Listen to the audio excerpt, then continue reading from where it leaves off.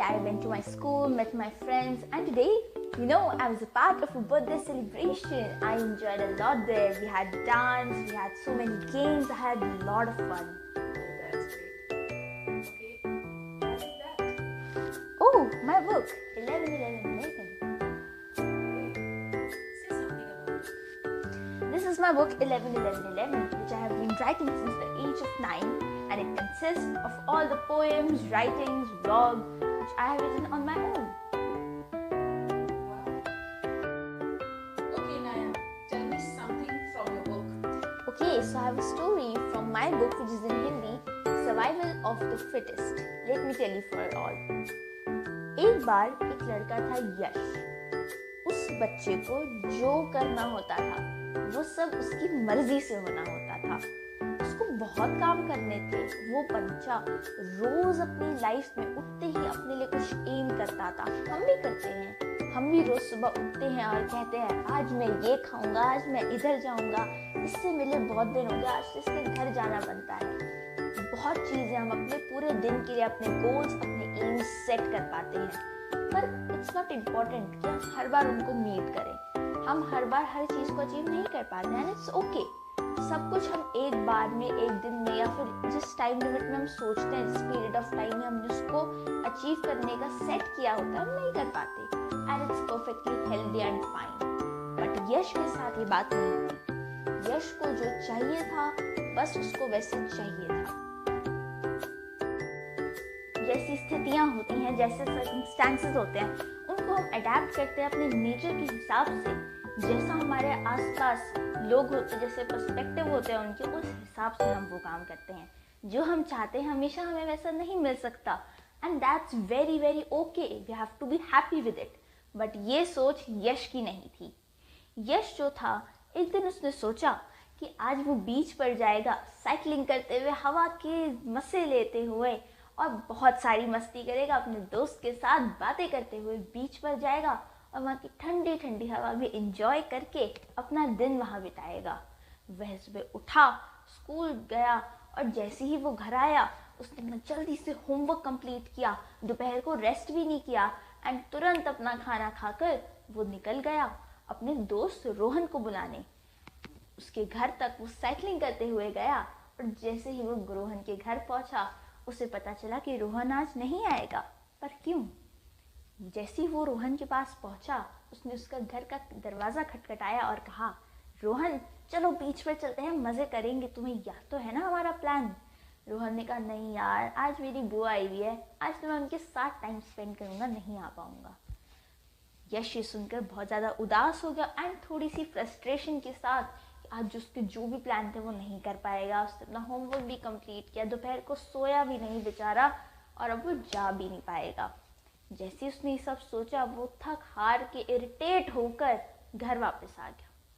अब यश के पापा जो थे वो मिलिट्री में थे। थोड़े दिनों बाद यह खबर आई कि वो घर वापस आने वाले हैं। उसके मम्मी ने उसके पापा से ये बात डिस्कस करी कि उसको सब अपने तरीके से चाहिए, जो जैसा वो चाहता है अगर उसे नहीं मिल पाता तो वो बहुत ज़्यादा ही फ्रस्ट्रेट हो जाता है।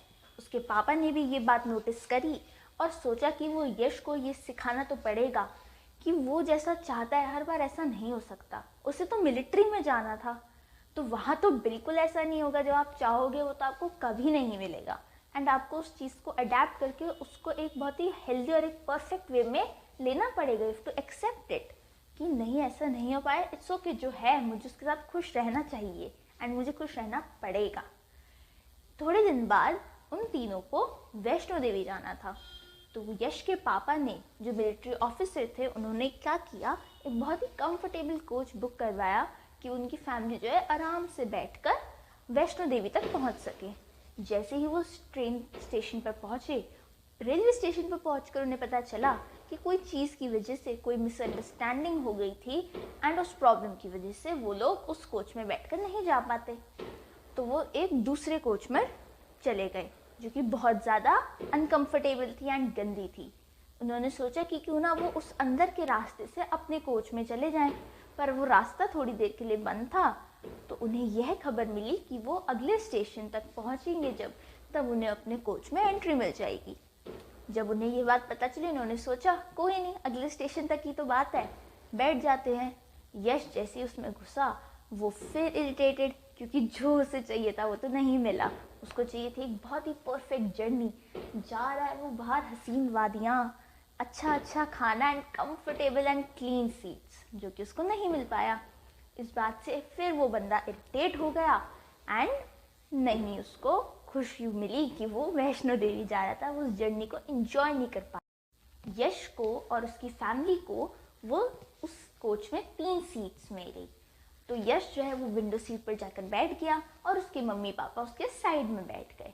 जब उन्हें ये बात पता चली कि वो जिस ट्रेन में है वो बहुत ही ज़्यादा गंदी है, पर तब भी उसके मम्मी पापा ऐसे ही थे, कोई नहीं अब हम क्या कर सकते हैं, जाना तो पॉसिबल है नहीं, या तो इस समय अपना मूड ख़राब कर ले एंड इससे बहुत ज़्यादा इसको कोसते हुए ट्रेन को पूरी जर्नी को एंजॉय ना करके जर्नी ख़राब करके जाए, या फिर खुशी खुशी उसको एक्सेप्ट कर ले जो उनका फेट है।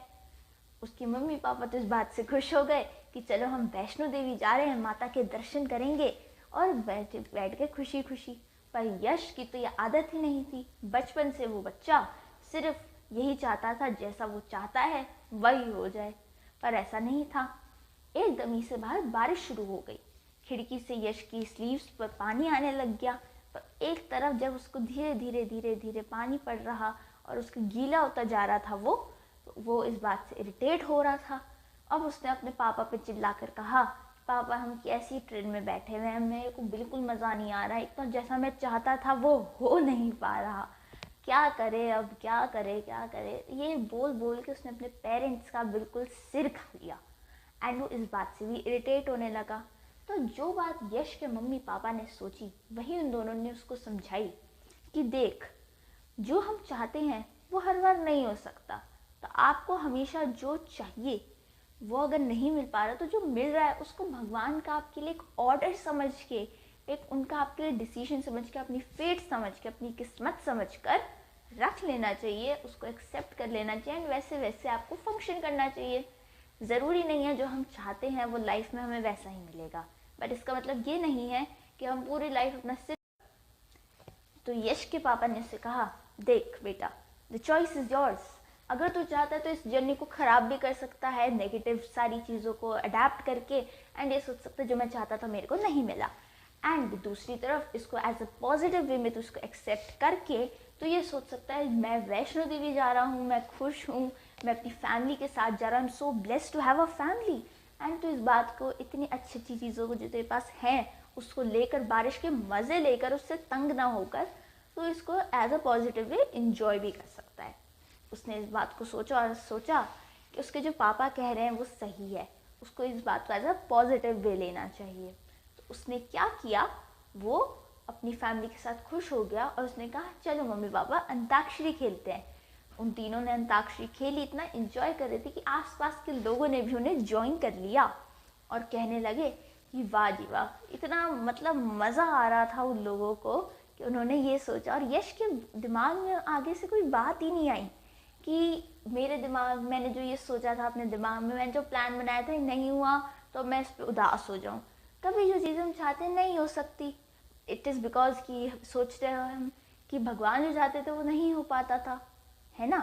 तो जो हम चाहते हैं ज़रूरी नहीं कि हमेशा वो सही हो और वो हो ही हो, जो हम चाहते हैं वो गलत भी हो सकता है, एंड उसको जो भगवान है वो उसको अमेंड करके हमारे वेज को भी ठीक करके हमें जो हमारे लिए जो सही है वही करते हैं। Thank you.